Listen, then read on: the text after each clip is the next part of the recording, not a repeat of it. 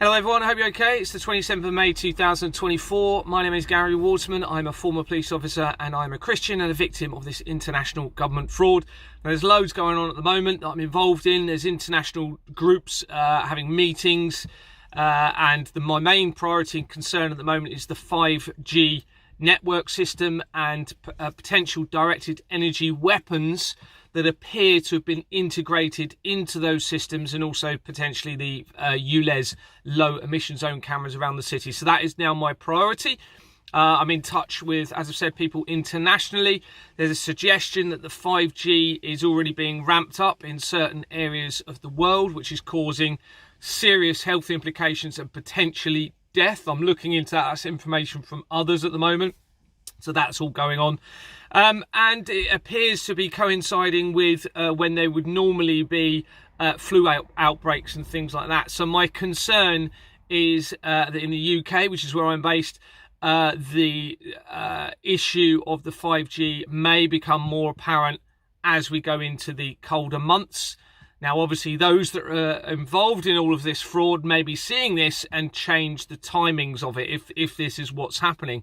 But all of the evidence I have, not just from one source, multiple sources, including public documents themselves in the government's own company registration system, all suggests the 5G is a very sinister plan to potentially create a depopulation event. But interestingly, and this is one of the reasons I'm doing this video, is yesterday at around 10 past 2 in the afternoon, my wife was driving our van and we came out of a no signal area looking for a signal, came into a signal area, and my phone started just suddenly started broadcasting what claimed to be an emergency broadcast system message.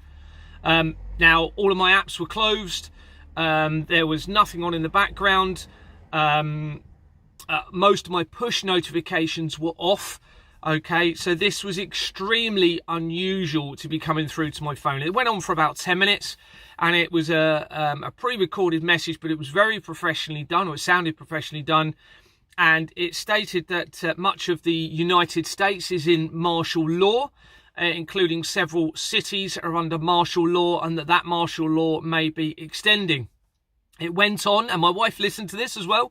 Unfortunately, I didn't record it, but it went on and it said that there would likely be an internet blackout for up to 10 days with no internet.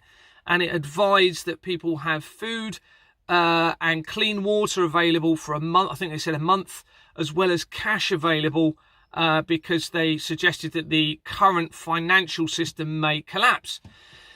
It then went, and I'm doing all this from memory, so forgive me if I'm not exact, but it went on and it said about quantum financial systems would be brought in. But it also stated that once the blackout is over, there will be full disclosure to the world as to what has actually been going on for a long period of time. And it mentioned satanical child abuse and the criminal systems and networks. It even mentioned that there'll be...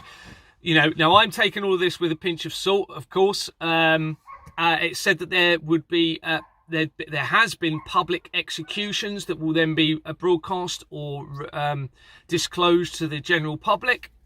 What else did it say? It went on for about 10 minutes. I can't remember. That's the gist of it anyway.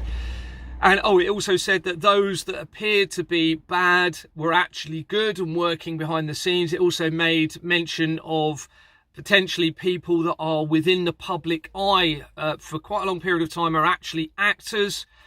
Anyway, it appears this has only been sent to my phone. Okay, I have checked with international connections. They've done research. Nobody else that I've spoken to in the UK has had this message. It shouldn't have been popping up on my phone. I've spoken to people who are quite technologically minded. There were no apps open. This was appeared to be a deliberate message sent to me. Now, I've thought about this. Why would it be sent to me only? There's only one conclusion that I can think of that makes sense. Well, two. One is that it is sent to me to publicise it, to maybe try and undermine me in some way.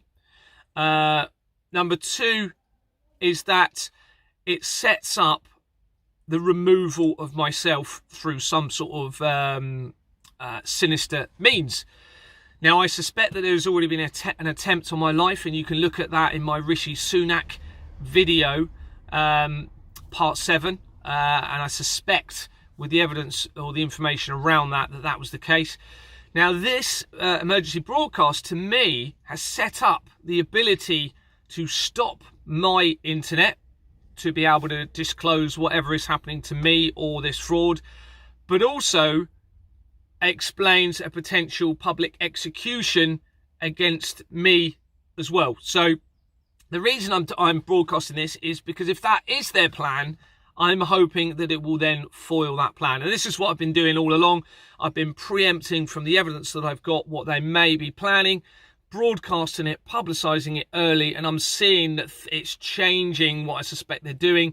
There's loads of things that have been broadcast which appears to be them trying to remove accountability for liability of what this evidence is showing. One example, as I've already said, is the 3 days after I sent my evidence and a huge email to members of the World Economic Forum, the FBI, the World Health Organization and NATO, Klaus Schwab publicised a resignation from the World Economic Forum. Now, of course, he's going to still be there in the background. I suspect this is them trying to make me and others think they're doing something about this, when really what they're going to try and do is control a collapse of the system and control it to a way that only suits their narrative of the fraud and also potentially the child trafficking, because the child trafficking is right the way through this. It is a huge, huge problem. It goes back many, many years, centuries.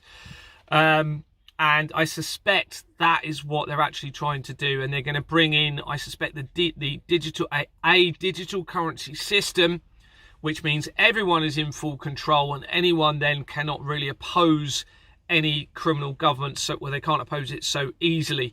I suspect that is what the international collaboration between nations' governments is actually working to do, and appear to try and show that they've been doing something or resolving the issue of the child trafficking and the fraud. Now, I will not trust anybody now until they agree and they implement a transparent taxation system at the source of payments.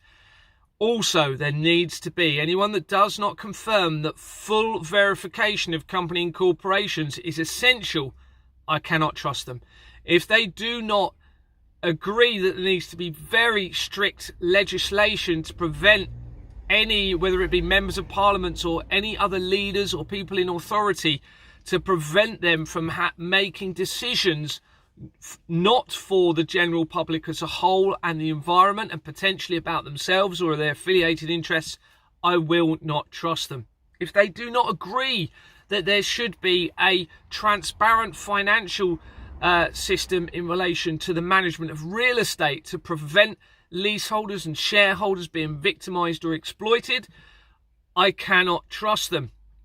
And if they don't agree that there needs to be another form of currency or payment to survive so that people can withhold their taxes as a form of peaceful protest for any criminal government or their proposed policies, I cannot trust them. And I will not trust anyone until they agree to something similar, at least to those things. So I think that's in my mind, a fairly good guide to see who can initially be trusted for those sort of initial few points.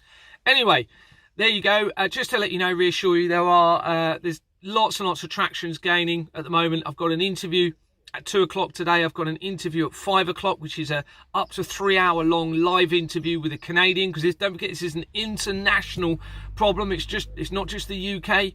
But my main priority, as I've said at the moment, and it has had to be dynamic, the strategies moving forward and who I'm in contact with, it's the 5G, because all of the evidence, if you look at my documents and videos, suggests that the 5G network is actually the most imminent threat to most of us.